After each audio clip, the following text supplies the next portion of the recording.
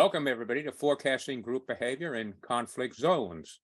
Beneath that, as you see, is our info. If you want to take a look and talk to us what it's all about. I am your moderator and guide. I'm Bill Flavin, former Colonel, U.S. Army, former Assistant Director of the Peacekeeping and Stability Operations Institute, and I'm happy to be part of this group here.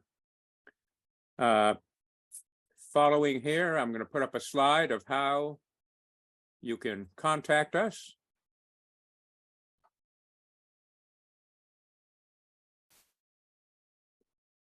There we are. As I'm talking, there's our contact information. If you want to contact any of us after the briefing and have further discussions, please feel free. Or looking at our website, please go to our website and get more information. We've all been in conflict-affected regions, faced with many actors who are essential to building peace. Knowing, understanding behavior, and being able to predict behavior, of course, as we know, is essential. And today we will discuss some tools that are available to assist, tools that have been developed in the recent times that may be of use to you. I'm going to introduce the key panelists here who will begin to discuss the need for this, how the tool was developed, how the tool has been field tested by our field testing folks, where individuals have been using the tool, and then throw this open to everyone for discussion, questions, ideas, and comments. The first speaker here is going to be Mark Ward, who is a career minister, a foreign service officer, worked in USAID for years in humanitarian assistance and development. He'll be followed by Peter Oakes, professor emeritus at the UVA Department of Religion. He is the director of field research and has developed the tool that we're going to be discussing. He'll be followed by Zain, who is a senior analyst from Pakistan who has used this tool in the field. And following him will be Paula Pinzon, who is a senior analyst who is located in Latin America, who will be able to talk about a further use of this tool beyond just a limited number of applications. So at this moment, I would like to turn this over. And at the end of this event, please, put your questions in the chat room, or if you want to talk, you can stick up your hand virtually or actually, and we will find out who you are and talk to all of us after this is over. I'm going to turn this over to Peter now. Yes, sir. I've just gotten a phone call from our distinguished board member, Mark Ward of USAID, retired, whose internet in his city out west is not working. Here he is. Here he is. Greetings, Mark. You're Hi. now working. Okay, Mark, go ahead and start up. I just did that for drama. Hi, everybody. I'm from Seattle. So my career was a little different than some of the other presenters you're going to hear over these couple of days. I was 35 years with USAID, with the State Department, also with the United Nations a couple of times, and then also ran a big humanitarian organization. And most all of these assignments were in conflict zones. And so, like the title of this conference, usually I was working beyond fragile ground. And now that I'm retired, trying to be retired, I'm very concerned with what I see as the steady erosion of our connection to people and communities in diplomacy and development over the course of my career. I mean, it's such a stark contrast to compare the contact that a Foreign Service officer had with people and communities when I joined the Foreign Service back in the late 80s with the way it was when I left and retired in 2017. And I'm worried that we're losing touch with the people and communities that we're supposed to be helping. And all of this pretty much post Benghazi because of security. If we keep relying on our usual sources for information, military calls it key leader engagement. If we keep relying on the same old people, we will repeat our failure in Afghanistan, where our so-called experts misread the situation badly. We have to stop relying on people who can get to us, people who can get past layers of security outside of our embassies these days, and start re-engaging with real people in real communities, because that's where our investments will work or not work. Going forward, I think we have to try a lot harder to ensure that what we do is welcome in the communities we're trying to help, know who our friends are and who our enemies are. As it is, we don't know which groups we can talk to make good decisions about how to spend our foreign aid money. And we don't know which groups are against us so that we can plan accordingly. And maybe decide, for example, that we should stay away from certain areas entirely because of groups in that area and their views about us or what it is we want to do. What difference does this make? It makes a lot of difference. Hundreds of millions, even billions of dollars have been wasted on projects that were dreamed up in distant capitals, like the one where a lot of you are sitting in Washington, never discussed with the people who would actually be expected to benefit from, use, or maintain the project. Neglect by so-called beneficiaries at the local level has killed many, many projects. And if they weren't consulted about the project, there's a very good chance that's exactly what will happen. You know, of course, the worst case scenario is that that local community would actively oppose the project and work to destroy it. Our political leaders acknowledge that risk aversion overseas has become an impediment, but it's not going to change overnight, if ever. Despite nice words from Secretary Blinken and others, memories of Benghazi and what happened to Chris Stevens and his colleagues, and the political fallout in our very polarized country are, I think, still too strong to lead to any quick change. So how can this thing called BPA help? It's very simple, and that's why I decided to join the board of BPA. BPA can add to the tools we use to connect to communities by analyzing the language that groups living in those communities use where we plan to work, and then predicting their behavior. We've tested it with diverse groups in Pakistan, one of the most complicated and conflict-ridden places on earth. I've lived there myself twice, and it works. And my colleagues later in this presentation will explain the nuts and bolts of how it works.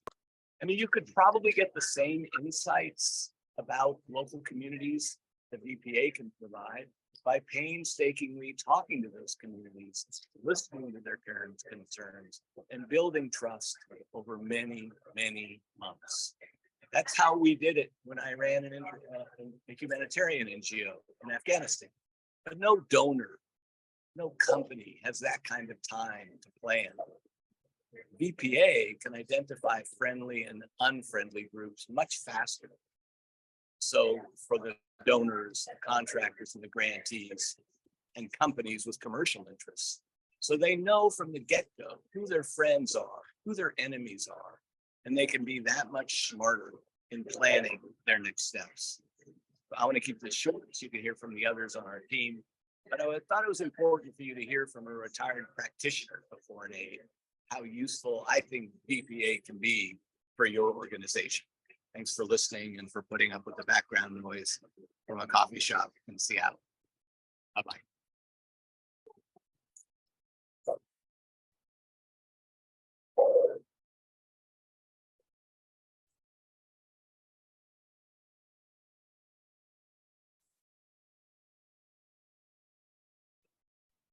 Thank you so much, Mark. Indeed, we constructed VPA to address the very problems that Mark identifies. And we succeeded because of a surprising discovery. Before drawing your attention to this discovery, let me just warm up with a more informal description of what you're going to be hearing from three of us now. The tool that we've developed is based both on in-person language-specific study among peoples either in conflict or near them in the same language group. The study is also accelerated computationally as needed through online resources. So we can also receive large data, and we've developed algorithms to reproduce an analogy to what we do in the field from large data analysis. But we'll be describing to you today not the data science side just for time, but the kind of field work that generates manual results, and that will more easily in a presentation like this illustrate for you what we found. So we've succeeded in this work because of the following discovery: that there is a field testable correlation between the way a group, let me just make sure, between the way a group uses language and the way it will act toward other groups. Okay, so if you get your mind around it, groups use language. In particular, we're interested in the language spoken by group influencers or teachers. And there are certain signals in that language which we've detected over 12 years of work. And we found, surprisingly, not by theory, but simply by testing and observing, that those signals correspond to near future group behavior. We have not been able to, once we made the discovery about 10 years, 11 years ago, we weren't able to locate any other agency or academic or peace-building research group that forecasts group behavior in this way. So until we find partners like that, we've worked on our own, and we'll be describing to you what we've done.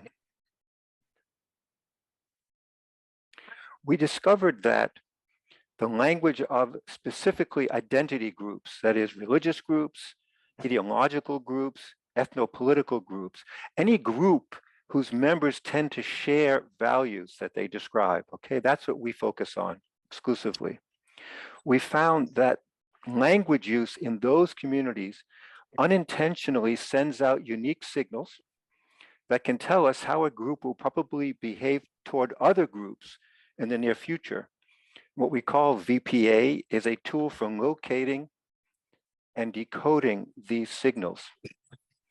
The signals are not sentiments, they're not feelings, warm or cold, and they're not beliefs. We're not interested in explicit terminologies that someone says violence or peace. We have to know those terms, but we're not looking at them. We're looking at something else.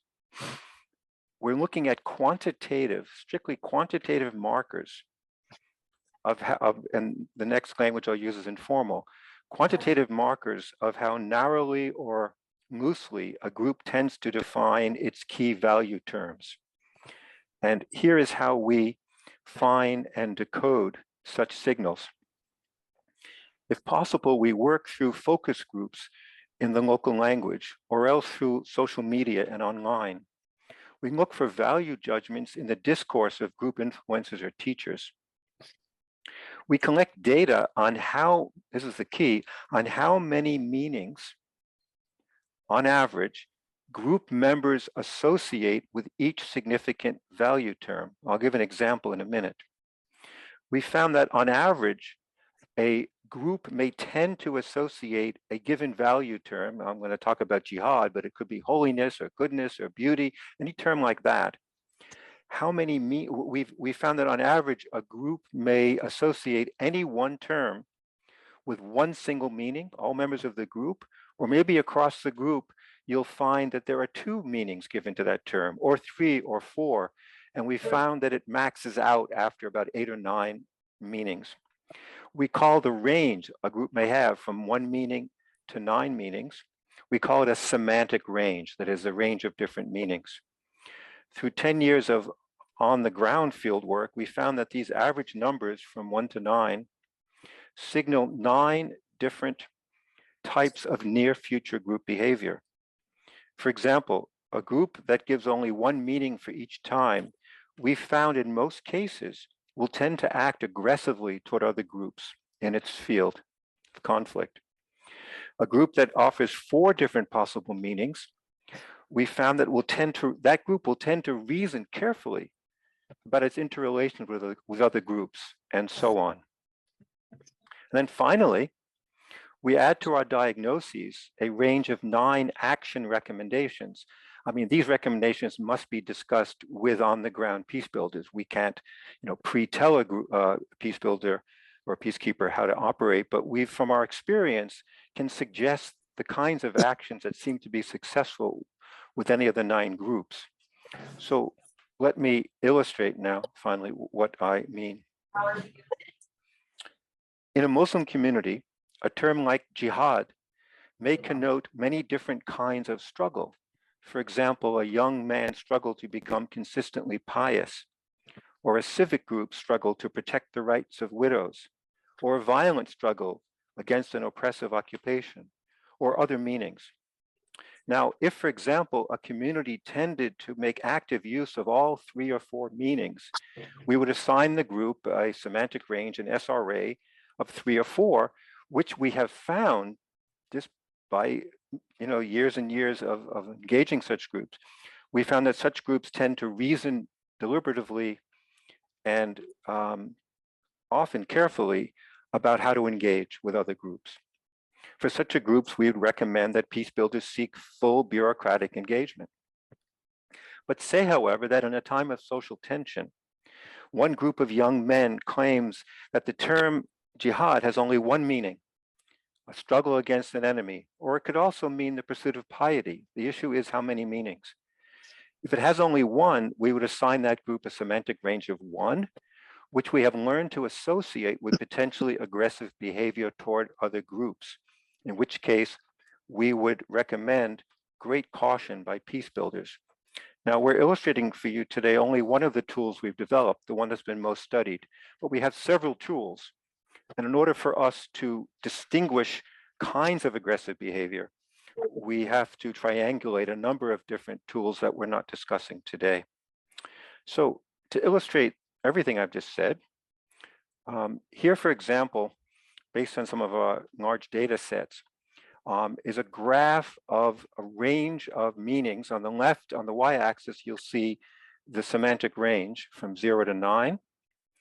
And on the x-axis, the number of documents. And this particular one goes on and on, past 14.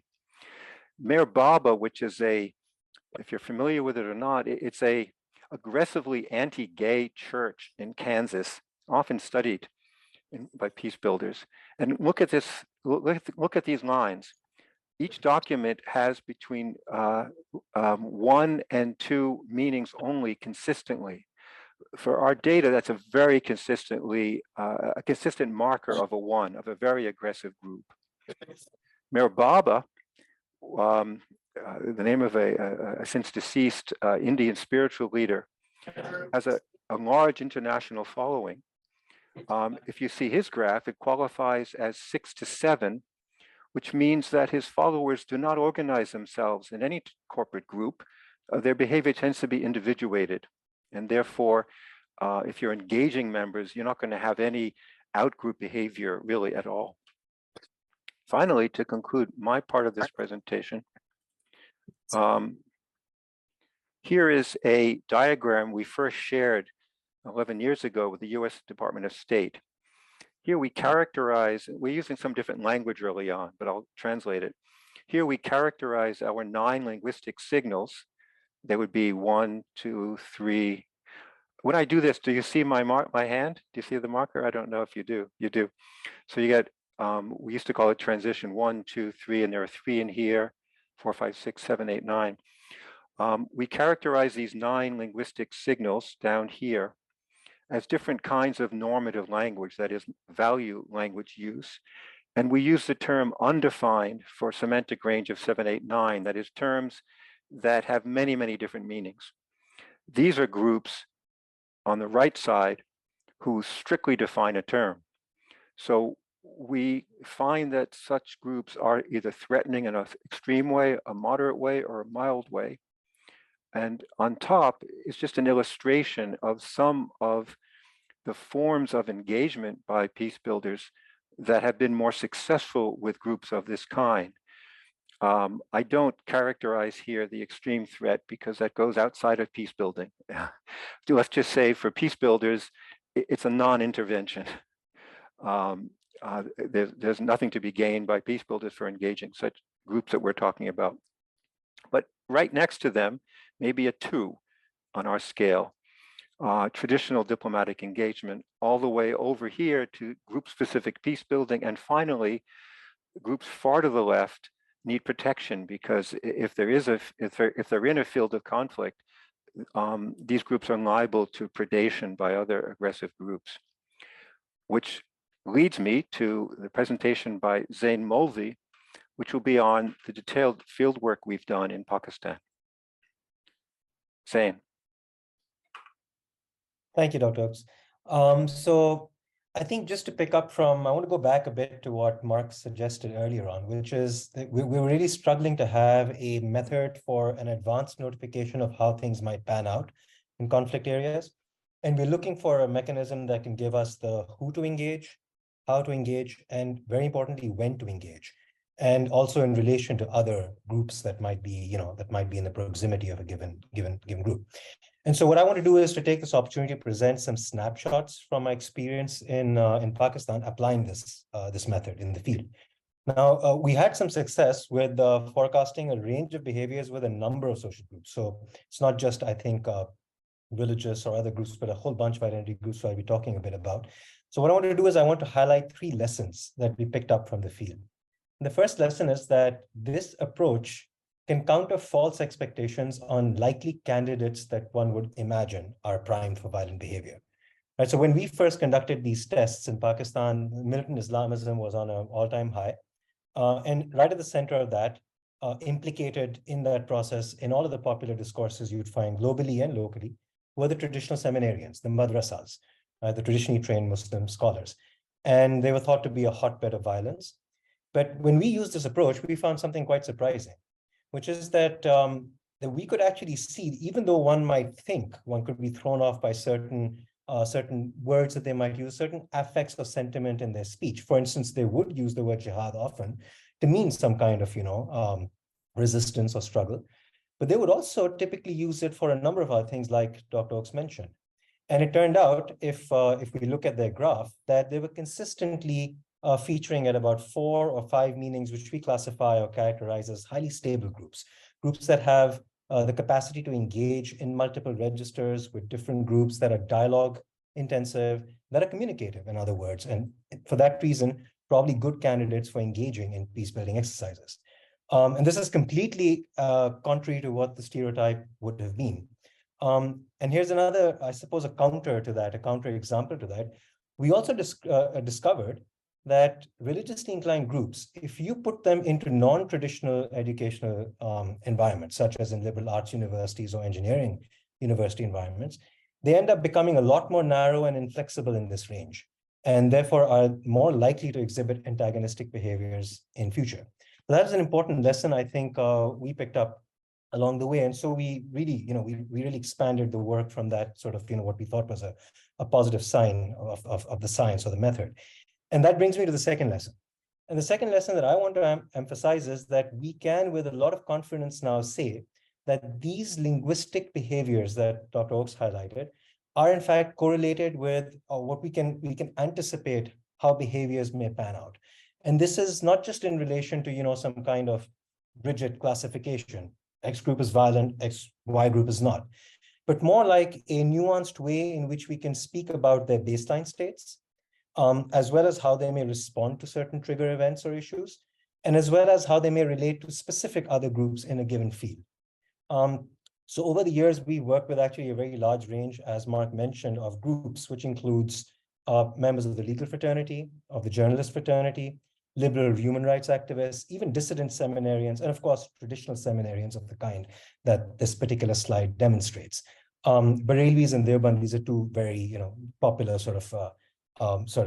groups in that traditional grouping, right? And so if you look at this particular slide, you'll see that the seminarians that we're describing, although they have a nice stable baseline that you can find within the 4 and 5 range, which we classify as stable, you can see those dips and spikes. And those alert us that here are certain trigger events, or here are certain groups that they might be in relation with, which is, causing them to change in their linguistic behavior. And that gives us a sort of an early detection capacity to be nuanced in how we judge what's going to happen. And this kind of brings me to my final point, which is in one sense a lesson, but also in one sense a hope. And that is that we believe we have a practical and fairly efficient early warning or detection system, a mechanism of providing advanced notification for violent or conflictual behavior, but also one, and this is, I think, important for us, for recognizing potential collaborators and cooperative groups, and for making nuanced assessments and distinctions about which strategies are likely to work with which group, when, and with what, in what time range, or in terms of what time horizon. So I think this belief, I believe this gets to the heart of what we want to offer to the broader vision with this Alliance for Peacebuilding, which is that our method goes beyond what we currently have in the field to do this kind of work. And I want to spend some time just to describe that a little bit. Presently, what we have is what is described as sentiment analysis. It's a way of saying, you evaluate the group discourse that you can find in, let's say, social media or other forms of media, and you just pick up on essentially hate speech. If you find a group that is, employing the term jihad and they're employing it for resistant struggle, you say, well, that's a hate speech-oriented group. But that only allows us to make these very binary kind of judgments, group violent or group non-violent. And we found through this method that you need to actually differentiate at plenty levels, because there are groups who could be using that word in that sense, which may trigger you, in terms of your sentiment, but it doesn't in fact correlate to behavior that would be violent. In fact, it correlates to behavior that could be alliance-oriented. And so this is a science we believe that gives us the capacity to be non-one-dimensional in that detection and in that strategization of how to work with such groups, and to make nuanced distinctions in the degrees of conflictual and cooperative behaviors, and also the environments where those things are most likely to work and which strategies would be most likely to work. So I think I want to hand over to Paula at this point. Paula, if you could just tell us other aspects of where we could apply this in other environments as well. Absolutely. Thank you, Sane. Yeah, so as Sane, Professor Oakes, and some of our other speakers have commented, the core of VPA really is our ability to diagnose and predict near future behavior. But how can we move beyond conflict zones, beyond religious or value-driven groups? What other applications does VPA offer? There is a lot of examples that we can look through, one of them being, for instance, businesses. Because we specialize in a way in the early detection of security threats, we're able to provide this for enterprises that are operating in conflict settings or in complex social and political environments. So for instance, we could offer our consultative services to a company that for the first time ever is going to do business in an area of the world that they have not worked in before and therefore do not really know what to expect, or an area that may be having some form of political or social or other complex turmoil going on. We really are able to then allow and provide an extra sort of layer of additional security by analyzing potential logistical and security challenges to ground businesses or operations, and providing real-time solutions and for mitigating and managing these risks. Therefore, we're taking a very unique tool that can complement conventional products of security and other traditional companies. It's really an additional offer and benefit for different companies. This can encompass travel, again, to areas that are not beyond just for peacekeeping purposes, but it can also be for the businesses and for other different industries and organizations. And I'll take it back to Bill, who will continue to close our presentation.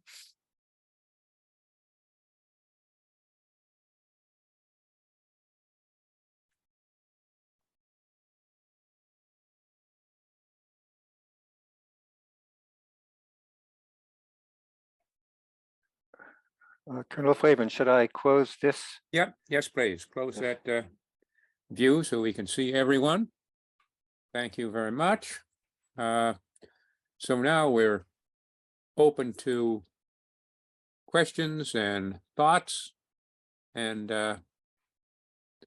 anything else we can have. I'm sure we can supply these slides to anyone who would like the slides.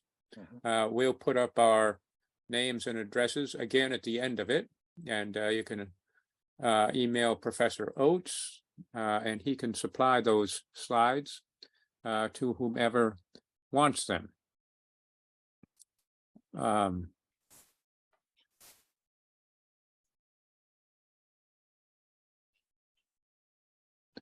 Well, to start it out, let me ask a question of the group here myself. You talk about, taking a look at written material. How do you address folks that are not literate?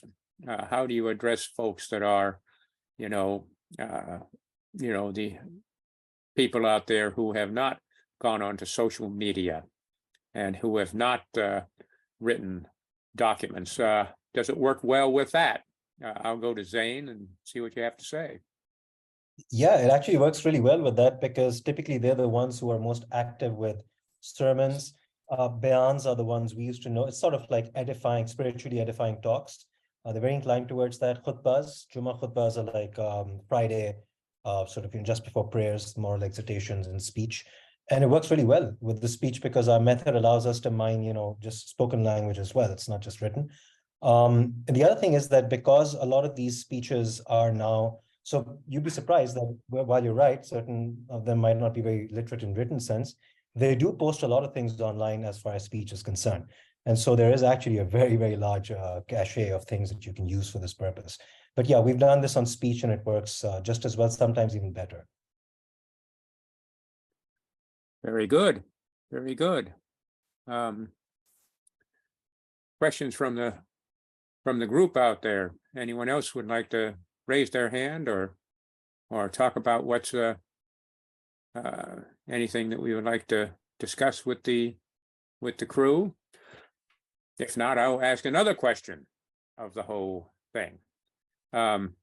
Sort of going behind the curtain and the mechanisms as to how this actually would work. It's more than just sitting around and receiving data from the crew. Doesn't this data has to be manipulated somehow in order to come up with these predictions? Professor Oates, maybe you can talk about how this is manipulated and where it's manipulated. I shall. And then I see that Mika has a question that she's just raised. Oh, okay. But I'll speak first. Well, why don't we go to Mika first, and then I'll respond to your question. Right. Sorry, are you sure, Professor? No, please go ahead. Well, I was floored by the fact that it seems to be more related to intra-group cohesion, like as far as coming to consensus on what a definition is or something like that, rather than the valence of the definition itself. And to me, honestly, my first reaction is that is really scary because those things, intra-group cohesion is not necessarily always correlated with like the valence of what one is thinking or how a group defines something. Oftentimes we find that groups are brought together by extreme events, and those could be extreme violent events. And so I would think that in cases like that, the definition might be of a given term might be more likely to be a violent definition or something like that. But what you guys are saying is that even if the definition is not violent, a group that has strong intra-group cohesion could still be more violent, right? Did I get that in a nutshell? Yeah, that's scary to me. So anyhow, Zane answered the question earlier, but that was just my comment on it and my thoughts on it. Well, I'm stimulated to add a couple of sentences in response. Are you Zane or Paula? I mean, this is Mika. That's just one of the juiciest questions you could bring to us. May I start, Bill? Well, I think I already did. Yeah, go ahead. First of all, you've jumped, Mika. I mean, you've seen what we're doing so well that you've jumped into some of the other tools we're using that we're not describing now. One thing I'll mention, that another tool, which we call narrative analysis, correlates what we've just described, that is a linguistic signal to group behavior toward others. It correlates it to internal hierarchies in the group. And so when we say cohesion, often, at least even in the academy, our descriptions of a community are binary, which I think is inadequate. We think, well, cohesion means a tight community. What we're finding is not either or. There are two kinds of cohesion, I think, that we're seeing. And my colleagues can clarify this. One is a cohesion whose marker, whose signal is top-down autocratic imposition on others. And that kind of hierarchy of behavior regularly appears behind what we're calling ones. When people are using one definition, is that of fear of not saying the right one, as opposed to the kind of relational, again, I don't like the cohesion's a tight word, but if you think of relational community among those that we're marking 3, 4, or 5, those are the kinds of community that Zane had described that traditional seminarians have. And it's not top down, it's scripture up. And well, I'll stop there with that and see if Zane will pick that up, and then maybe Paula. No, I mean, very little to add, because that, first of all, Mika's question really gets to the heart of things. Yeah, it does. The narrative analysis thing, I think, is a level of complexity. It would take a while to spell it out, so I won't go too deep into that. But I will say this much, Mika, that with the group that we saw, I think the traditional seminary is a very good example. And I'll compare it to the other one that we saw, which I also mentioned, which is those religiously inclined groups that were trained in engineering environments, like engineering universities and liberal arts universities. The former, you'd see those usages come out. You know, they talk about jihad in ways that you would immediately say, well, that's fairly violent. But when you looked at how they ended up engaging on that term, you know, when someone would ask them, they'd be very open to tolerating multiple ways in which that word would play out in their group, and they'd reason with their students. So if someone wants to, know what to do in a given situation, you'd end up with 2 or 3 options rather than sort of one singular kind of, one party line that you have to absolutely follow and put a flag in the sand. Not so with the others. When they exhibited a certain kind of monochromatic, like a one-colored, way in which they would approach the meaning, even if the meaning was sometimes not violent. So for instance, if they insisted that jihad is just about personal internal struggle, and it's not about that militant stuff, when you put them in environments where they have to actually, engage in dialogue across differences, it really breaks down.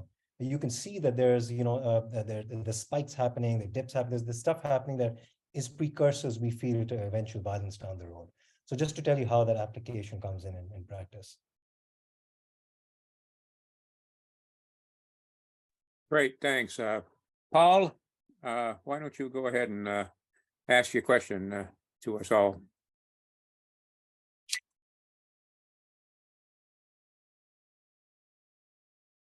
Was that for Paul or Paola?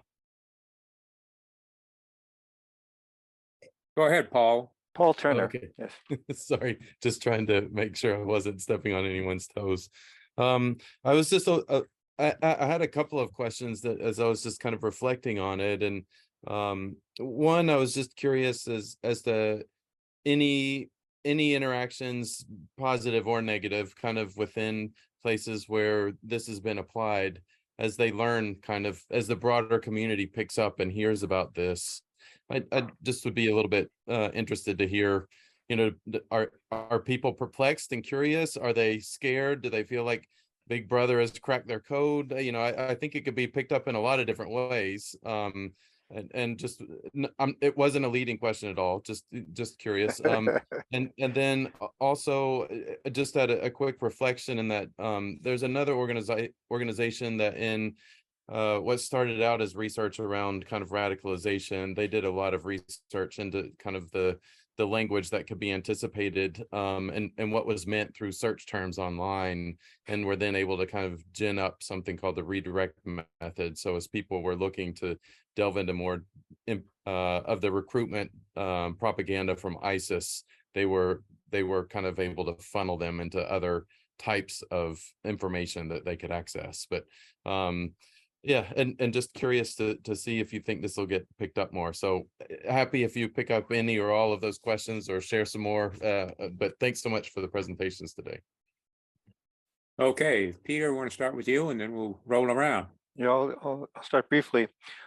Paula, it's wonderful questions. I'll defer to Zane or Paula about what happens when groups hear that we're doing this. And we're usually doing it not as Americans in behalf of some organization, but well, our field workers can describe that. Let me just refer to the last thing you raised, Paul. I want to say that our approach is non-semantic, or maybe you assume that. We haven't found it valuable for the way we're doing things. I'm not saying it isn't valuable for other goals. We haven't found it valuable to look for, let's say, what are the words ISIS is using to attract people? Instead, and we've studied ISIS texts pretty thoroughly, and they mark out pretty, in a surprising way, like Westboro Baptist Church, they have some of the lowest numbers. That is, sometimes we define them as below 1, meaning if a 1 means people only use one term, below 1 means how will you be hurt or killed if you use 2 terms. That is, if you misuse the dominant autocrats' definitions. At the same time, because there's such sophistication, ISIS members had such online sophistication, their texts would appear to be highly multivalent. They would appear to have 8 different meanings. And we had to create a whole new tool to identify groups that initially look like 1s and 9s at the same time. And I won't go into the details of that, but again, that's because our method is not semantic. We're not looking for bad words that attract people, which one would want to do if you're looking to see how ISIS is recruiting other groups. Our goal is to signal peacekeepers, peace builders, if they should watch out or not. Zane? So yeah, a lot to work with there. I don't think I can get in. There's so much that I could say about the ISIS example because he started it in depth. And just to sort of reiterate what Professor Oakes is saying, that's exactly the case. There's a nuanced hierarchy in the way they employ what might appear to be multiplicities of meanings, but really they're all part of one big package that means one thing: get out there, pledge allegiance, and fight. Right? And so the way that works is, we can't go into the details. I would love to have that conversation, Paul, maybe on a separate occasion, or perhaps if you could reach out and I could reach out, we could connect on it. But I want to address the other thing I think is very important. For me, at least, it's extremely important, which is how communities responded. And it's a great question, because we did worry about this a bit in the beginning. We found something very surprising, which is that, and particularly when we talk to seminarians or those who have traditional, let's say, traditional religious education, but for others too, but those groups in particular, they're actually extremely welcoming and open and extremely excited. In fact, most of the people that we got to do the analysis for us, our field workers in essence, were drawn from them. We ended up training them because they liked it and they enjoyed the way it alerted them to their own, their own texts, the way they were functioning with their own language. And I think part of the reason for this is because if you take, if you just take a sense of what it means to have those 4 or 5, the middle of the roaders that we talked about, they're open to communicative ways of learning new things in dialogue while sticking true to their identity and without sort of, faltering in the face of those conversations, dissolving or converting, in other words. And so they ended up being sometimes critical, but mostly very cooperative, and they ended up becoming part of our team. So in a sense, there's another study to be written and talked about, which is how this could itself be a peace building sort of, tool, training in that respect. So I hope that sort of gives you a sense of it, but that doesn't mean that there are, let's not forget that we're not really employing at this point hot button sort of, institutes that might set people off in a country like Pakistan, who come in and, have that label of identity across their forehead. So there are limitations, I imagine, to this observation on my part as well. I hope that gives you some sort of, insight into how things worked out. I should also say, just in parting, that the other groups, they were also not necessarily resistant, just perhaps not as excited or overjoyed over time, but still very cooperative. So again, I think as a science, it's much more engaging, it's much more dialogic, and it's much more open to building long-term relations because the training and because the intensive relationship building across time. Paula Pinzon? I believe we have two questions on the chat, Bill, that from Madeline and Chloe that we can maybe respond. I don't have anything. I believe Professor Oakes and Zane responded perfectly to that question. Happy to read some of the questions, unless Madeline or Chloe, you want to ask them directly. If not, I'm happy to read them from the chat. Sure, I'm fine with going. Hi, this is Madeline. I was wondering if there's a difference in the type of insights yielded by analyzing findings from focus group discussions versus social media posts, and if perhaps one source is preferred over the other, or maybe a mixed methods approach is better for getting a more holistic picture.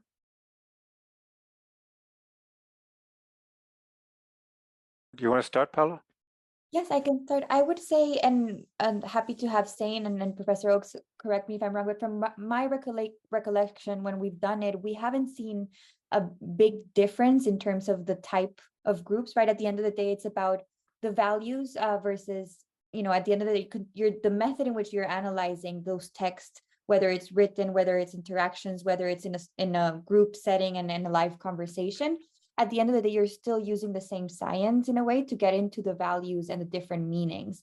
So not from my experience, no differences that I've observed. Yeah, if I could, I think take that. It's a good question because I think minor differences do exist, which we found. For one, focus group discussions, because they got really intense. When we tested this in the field, we did a number of exercises. Some of which were also looking to test trigger events or trigger topics or hot button topics and how they responded to that.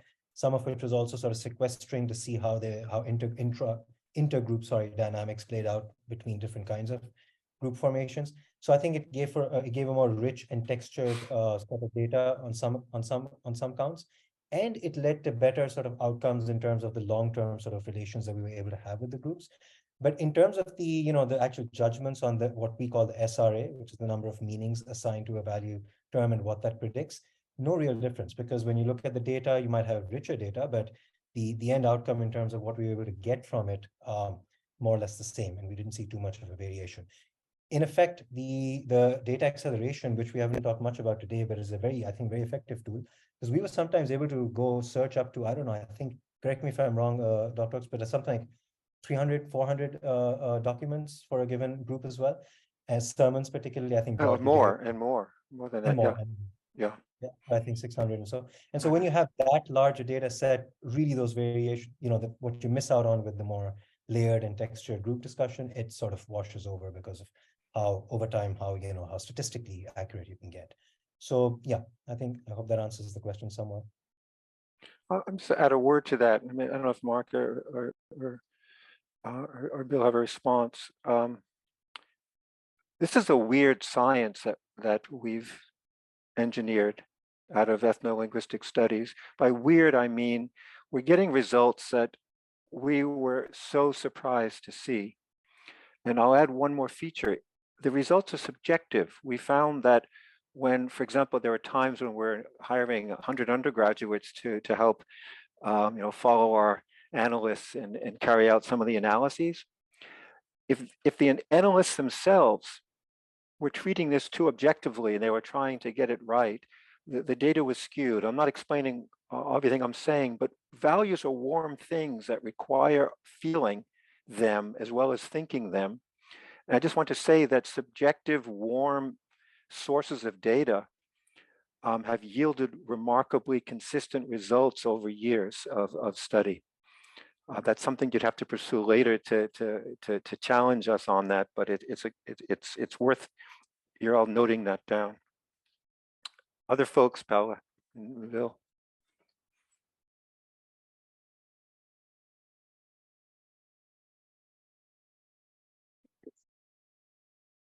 Okay, other questions? Paula, you have any other questions you see out there in the Yes, chat? I see a question from Chloe. Chloe, happy to read it unless you want to ask it directly as well. I believe it's a follow-on to Maddie's point. I believe, oh, Chloe may have left the chat, but I can still ask it and we can open it up. It's Okay. thanks to the speakers and to tag on Madeline's point, has it been difficult ensuring that the right people are in the room and willing to participate in the focus group discussions?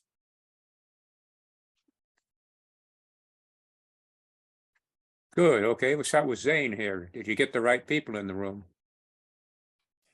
Yeah, I think it did take some doing in various contexts, and in other contexts, not any doing at all, because remember that we're also doing the data acceleration, and so much is really available online as well. But on the FGD front, the focus group discussion front, back in Pakistan, it did take a bit of engineering, a bit of working out contacts, contacting the right people, and so on. But we found that once we get started, there's actually a lot of interest. There's also a lot of, for lack of a better word, affinity. That people feel for the science. So if we, like I mentioned, with certain seminarians, when we discussed what the science was, it really resonated. And I think in a sense, it also resembled some of their own internal, the more scholastic part of what traditional scholastic study in the seminaries look like on certain fronts, oddly enough. And we can talk a lot about that on a separate occasion. I don't think we can go into the details right now. But to answer more sort of, more in a more, I suppose, more focused way, in I think most contexts with most of the groups we work with, it didn't take too much doing. Some of them it did take a bit of doing, and I think with others it took absolutely no doing. They really reached out themselves. Journalists, for instance, were really interested right off the bat. Some of the traditional seminarians were very interested. Some of the dissident ones were very quizzical and then critical, and then later somewhat sort of lukewarm, and then finally they sort of they jived with it too. So different responses, different orientations. Overall, I would say quite efficient and fairly easy. But initially it does take a bit of doing, training them up, sharing your thoughts, telling them what the science is. And we were very open with disclosure. We would say straight up, this is what we do, this is what we think, this is how we feel about it, this is our science.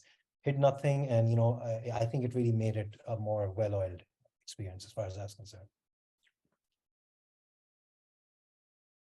Okay, good. Well, thank you. Maybe we can go back to the question I asked the good professor a while ago. Let's call It's me about- Peter. There's a little bit of inequality here. Yes. That Okay. about the back end of the process, about the data part of the process. Remind me again, a couple of our sentences that you asked about the back end. Well, I mean, folks collect things in the field, and then what happens Okay, between that and the recommendation? gotcha. Again, we're only describing one of the tools. And when we're doing semantic range, if we're doing it in person, that is through focus groups, and we've done that with up to 50 persons from several different groups working in focus groups and so forth. Our first need is to make sure the focus group works together to learn how to do this. But then the key is that each individual is filling out some forms apart from the others, because what we're doing, we're not asking an individual, do you think there's many meanings to this term? We're asking an individual, what do you think this term means? And we're ourselves seeing when the individual members of a focus group hand in their data, we see that when we collect them, we see that 3 members of the focus group said the same thing, but the focus group also had a lot of differences. So first to establish that. What we do next, I mean, in Pakistan, the data is coming in Urdu, and the initial judgments are made by focus group leaders in Urdu. Then the material is translated, sent over to our senior analysts and our undergraduate assistants. So there may be 50 of them, and they're getting it in English, and they're simply collecting the quantitative implications of the data. What's the range? And what we haven't gone into today, because we just can't, is we're not just taking this data down as it comes. Another factor is how often are they meeting, with whom are they meeting, what are the external situations, and we're taking all these different factors into account, but we can't go into that right now. So in the English-speaking analysts are then collecting the numbers, after which the analysts then reappear and make initial predictions based on the evidence. A last stage of study, which is extensive, but we won't describe too much, Paula, right? Is that we have to test whether or not the data would enable us in the field to predict group behavior. And to do that, we spent, I think, 3 years or so with groups we worked to before. We re-examined them, putting them artificially into environments of tension with each other, and then testing our own ability to anticipate how they would act under those circumstances. But I think I'll just say that for now. Paula, do you want to add a word to that, or no? No, I think, no, wouldn't add anything. I believe we don't have any other questions unless anyone else has any other questions. I have a question too. Oh, sorry, I didn't mean to interrupt. Go ahead, Mika. So it seems like a key part of the data necessary for VPA is focus groups, right? What I'm wondering, oh no, okay. Well, let me finish my question anyhow, then you can answer. Can and has this been used to predict behavior of online violent groups? So like groups that exist solely in chat and things like that. I'll just first explain my shaking my head, Zane, and then I'll turn it over to the two of you. When we're doing research funded by, let's say, a Pakistani government agency or by others, we have the leisure to take time and develop focus groups. That builds up our capacity and enables us to have models that we can then use and test. But in action, in conflict environments, we don't always have that leisure. And online analyses, data analyses, and then indirect things like interviewing folks from a neighboring group when that's the best you can do. And finally, because we can't always rely on focus groups, we've had to develop new tools that we use for different kinds of data. For example, written texts that we can collect in a variety of different ways, independently of focus groups and so forth. I'll just mention that for now, Mika, with more detail coming from later or from my colleagues here. Yeah, I think just pretty much that, to pick up from where you left off, Professor Oakes. Mika, I think, first of all, I just sort of, highlight that fact. We're thinking in terms of practical applications all the time, right? So a lot of what I discussed, for instance, in the field applications in Pakistan, were building up to precisely that. So the earlier phases were a bit more, like Professor Oakes described, leisurely, and we had the luxury at that time. But eventually, it builds up to having those tools ready for for deploying. And I think the way we imagine this is that there are practical applications that are, they're capable of being sensitive to multiple contexts. Context, for instance, in which you need to take care of medium-term, stabilities operations in areas that are trying to rebuild after conflict. Spaces in which you really need to get ahead of detecting, what's coming up ahead in the immediate future.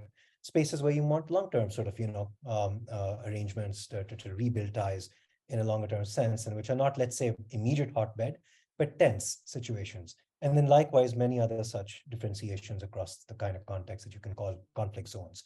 And so I think, the data is dependent on those contexts. And we know what we've been doing a lot of is testing to ensure that if you have these variant kinds of data boxes and data sort of methods, you may have the luxury of going mixed method in one, and other you might have to be reliant on one kind. Does the effect wash over, or does it hold? Does your predictive capacity stay? And we found that it does stay. And so some of the things that we worked on, which is the text mining stuff, the big data stuff, we were looking at precisely the sort of thing you would today describe as social media platforms. Although a lot of them were also sort of online magazines in more dedicated senses. For instance, ISIS is one, but there were others that were also Facebook groups and so on and so forth. So I think just to answer your question, it is mixed method, but it doesn't mean that we're reliant on any one. And it also doesn't mean that we are blind as to the context within which kind of data would be most relevant or most workable.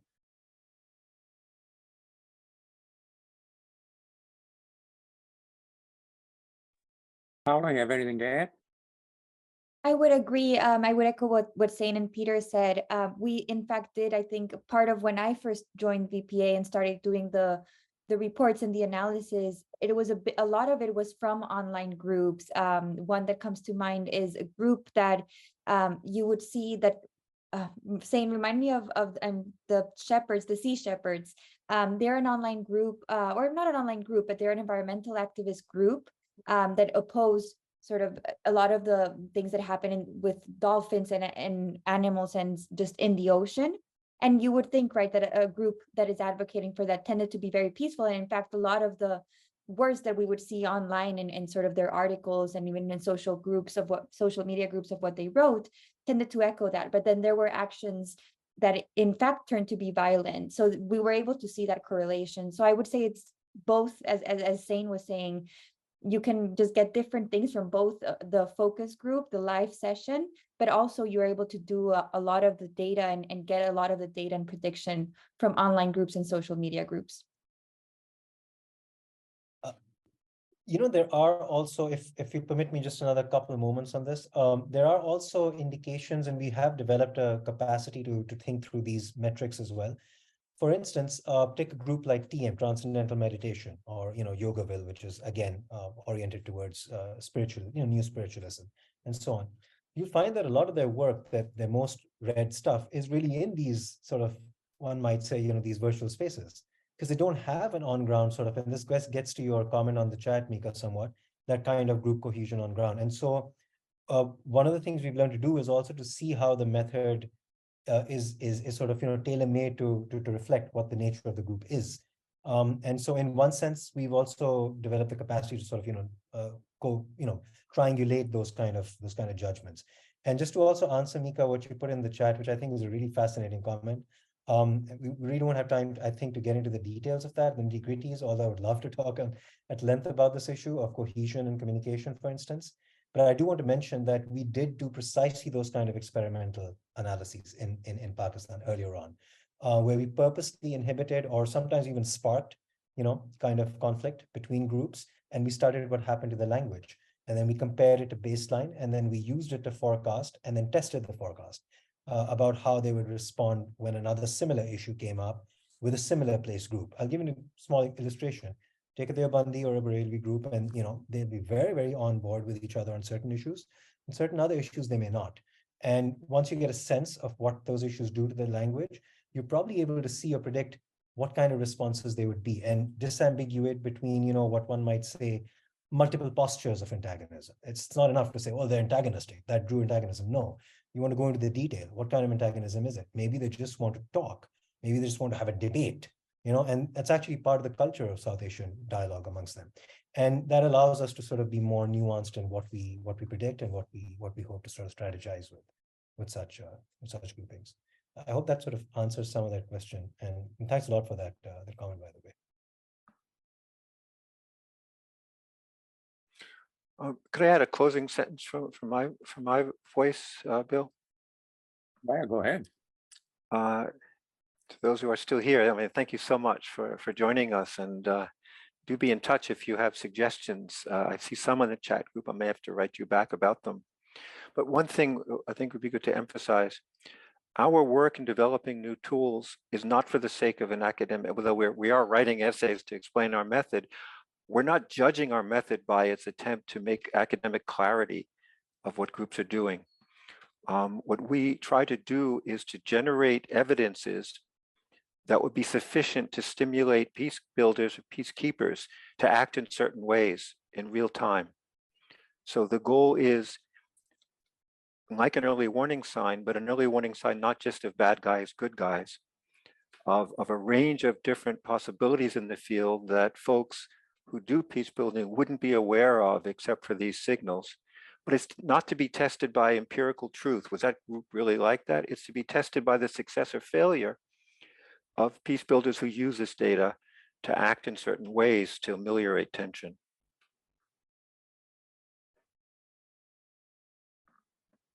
Thank you, Peter. For those faithful who have stuck with us here, are there any other questions or observations that you have? Just come up and let us have a question or discussion.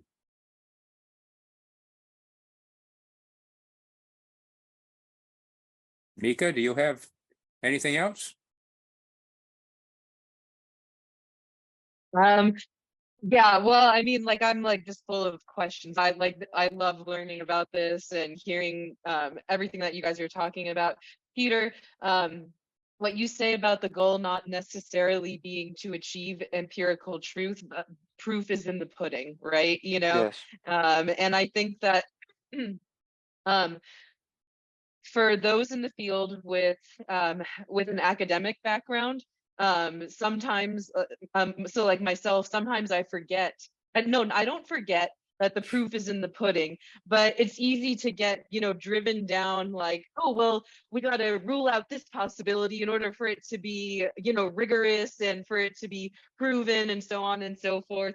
And so I'm thankful that you bring us back to in there's going to be complications. It's not going to be a perfect experimental design, but if it benefits the practitioners, then that's what we're going for. You know, like that is the goal in the end. So I'm thankful that you brought us back to that. I would also ask, I don't know if any of y'all are familiar with work on identity fusion and intragroup cohesion or not, but that might be something to look into as well. Anyhow, I'll leave it at that and I'll reach out to you guys later offline. Thank you very much. Mika, yeah, I'd like to speak to you. I think we all would offline, but just one sentence about empirical. It's my own experience with very sophisticated research groups who do analyses for, you know, for State Department and so forth.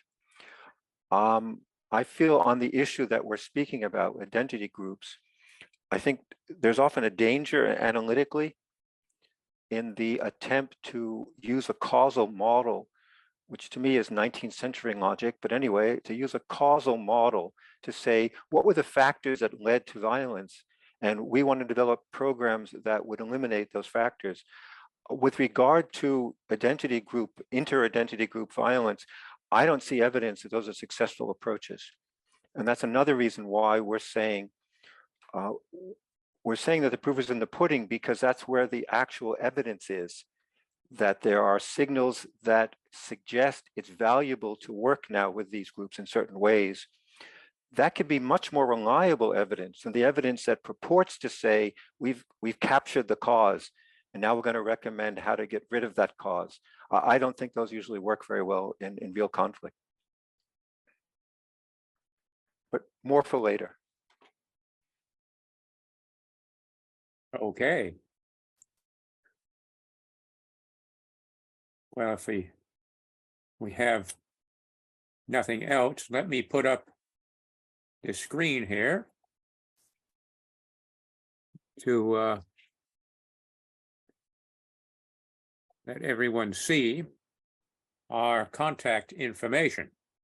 So if you want to contact us or have discussions, why don't you use this opportunity to copy down what you need to copy down on there, and be more than happy to open a dialogue and share information that you have and best practices that you have seen and you're working with, because we're all out here to refine what's the best approaches to solving these problems, so that better outcomes can be achieved, and so that also risk can be minimized, which is the other thing we actually haven't talked about, but that is another thing. This can minimize risk in knowing what groups you can work with, what individuals you can work with, and if while working with them, if things begin to shift and that group begins to become more strident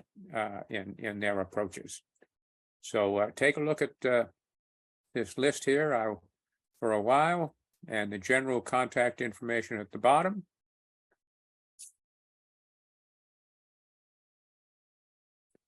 And once you get that all copied down for whatever you want, I will go ahead and close that slide here soon. And if there are no other questions, we will wish everyone farewell, and we certainly appreciate you giving time at this last moment of the conference, where we're glad you were able to sustain your enthusiasm and your energy to join us at this last moment.